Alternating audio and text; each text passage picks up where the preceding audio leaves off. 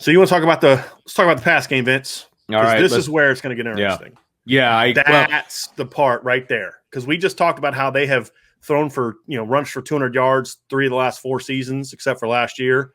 This part right here. So they've got 2 new co-coordinators.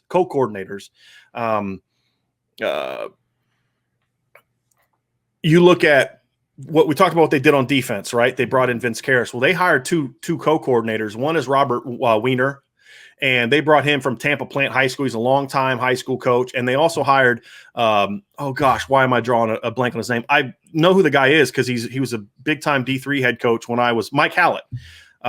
So they brought in Mike Hallett, who was at Heidelberg for a long time. Really good offensive mind. He's a guy that coached in Ohio, in the Midwest, when I was coming up as a D3 coach. It's very interesting where they went and got their assistant coaches. Yes. Because what he did, what he did, what he did, which is smart, Vince, is from a recruiting standpoint, he hired one legend and one guy that had a great reputation in Ohio at Heidelberg.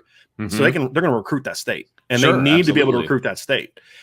They're going to dominate MAC recruiting, in my opinion, with those guys on staff. Yeah, right. But they're good football coaches, right? Yes. They're MAC guys, right? Like, I'm not like, hey, this guy's on my radar for Notre Dame to hire him as their next OC. I'm not saying that. But for that level, they know how to teach. Yeah. They're coaching D3 kids, right? So they're coaching kids that I coach, which means you're not just getting these kids that are just so talented that you can just roll the ball out and they're going to dominate. Right. You have to teach them how to play the game.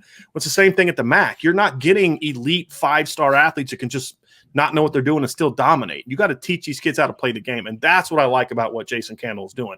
He's getting teachers. And when you look at some of the better programs in the MAC over the years, it's guys that had great staffs top to bottom. You got to teach the game of football that eventually moved on to bigger and better things and stuff like that. But, when Urban Meyer put his Bowling Green staff together, he got like a GA from Notre Dame and Syracuse and Dan Mullen. He got like he got these guys that were like, smaller level Division I coaches. He didn't go out and hire he didn't bring like Charlie Strong with them and, all these D1, these guys that were Notre Dame and Florida and Ohio State. He brought guys that knew how to teach and knew how to coach. And I think that's what Jason Candle's doing. You have to know what's on your team. Yes. And you also have to know how to recruit your area because MAC teams are more regional, obviously. Right. And they'll pull some guys from all over, possibly. But you have to know how to recruit your region. And I think it's really smart to bring in a high school, a storied high school coach, a guy that's been a D3 head coach for a long time because his recruiting is also regional, right? It's MAC recruit. You're going to recruit Florida, but here's the thing. Here's the thing a lot of people don't know. Mount Union and Heidelberg did the same thing we did when I was at Defiance.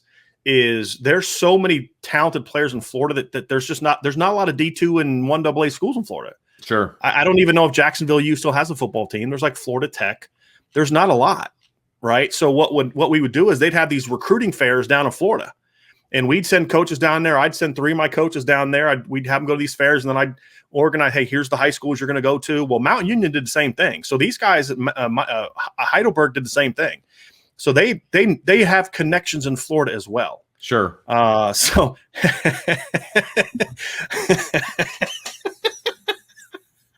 sorry, that comment from Tommy Guns is free. Dang it, Brian, stop interrupting our cousin Vinny. I love it. I absolutely love it. That's so awesome. So when I look at that, Vince, that's the other place they got to go. They got to recruit the Midwest hard, but then you got to go find some guys down in the state of Florida and Georgia that can go play, and that's what a lot of these guys are bringing to the table. So that's kind of an overview of Toledo, but I want to get back on track to this part of the game right here. I'm always going to get there because I'm like pointing at it like I'm actually pointing at it on my screen. I know, but it's actually over here. So I've got to point away from where I want to go. Right. It's opposite. Very explosive pass offense last year. Now, some of this is a tad misleading. And what I mean by that, Vince, is when you only play 6 games, one big game can kind of skew the numbers a little bit. And they had a couple – they had 2 400-yard games, like late in the year, games 4 and 5 were over 400 yards. They also threw 7 picks in 6 games. So, there's some things they got to clean up, turning the ball over. That's what stood out to me, to be honest with you. Right. Was the 6 picks in the last 3 games. Right. But big plays, right? High completion percentage, big plays. And a lot of that comes off the RPOs. A lot of those big plays aren't bombs. Like They threw an 80-some yard touchdown pass against Norfolk State on just a dig route. The guy caught it near midfield and just outran the defense. Devin Maddox just outran the defense. You're going to see stuff like that. They have playmakers like, so if you're not in position, if you're trying to go for kill shots as a tackler, and they're going to make you miss, and they're going to rip off big plays. And so that's the thing for me that Notre Dame's going to have to eliminate in the pass game, is eliminate those big after the catch plays.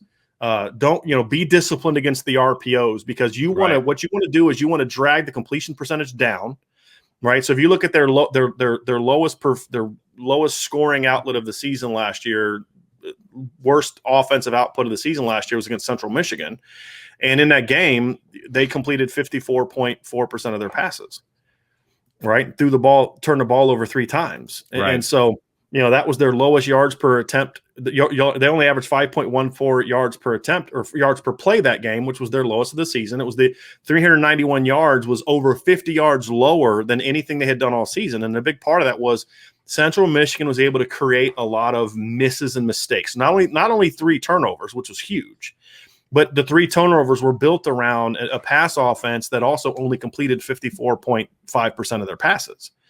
And so that's the difference. Whereas they turned the ball over a little bit against Ball State and didn't score a lot, but they completed 75% of their passes. They were able to move the ball.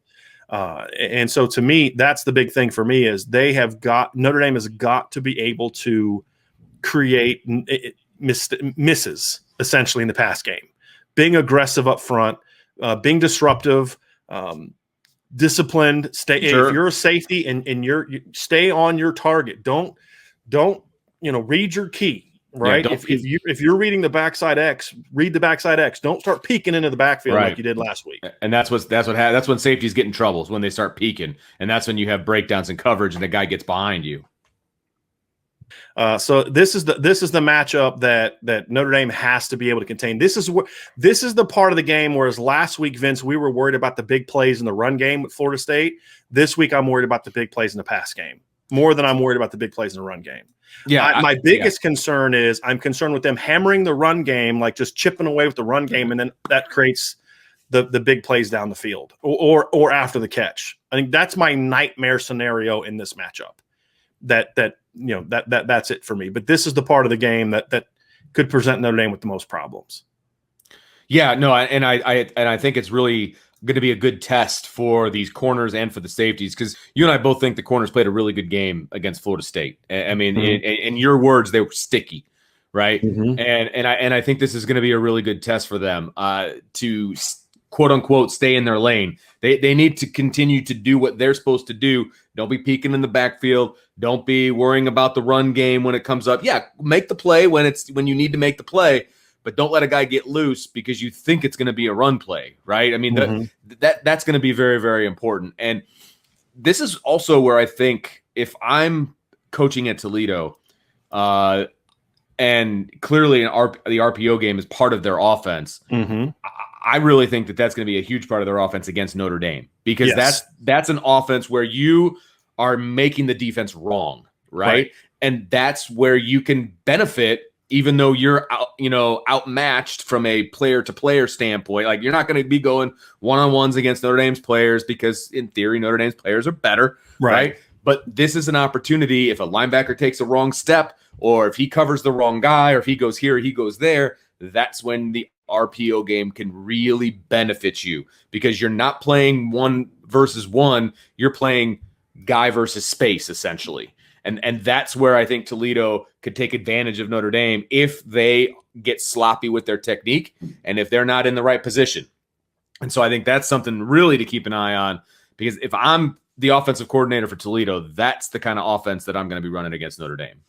Because that's who you are. You've got to be who you are. Absolutely. And that's their strength. If you're not afraid to attack Notre Dame with your strength, then you might as well just call them and say, hey, look, guys, we don't want to take a chance getting hurt this weekend. We're just gonna give this one to you. Okay. You got to go after them with your strength. And it's because again, with Toledo, winning is not the only way to build your team for the future in this matchup.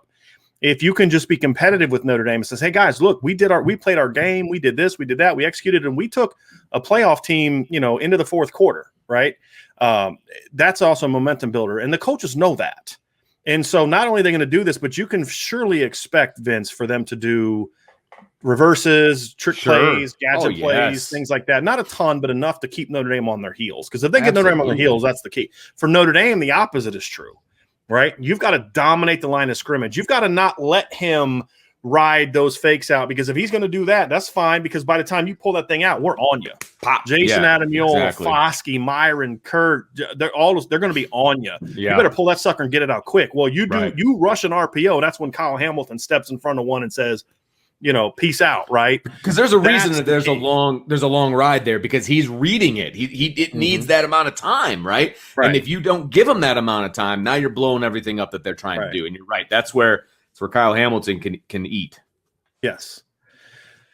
So that's the matchup, Vince, that they have to be prepared for. That's the matchup, to me, that could present the most problems. There's legitimate talent for this football team at wide receiver. I mean, there's we talked about Carter Bradley. I like him. I really do like him at quarterback. I think Bryant Koback is a good runner.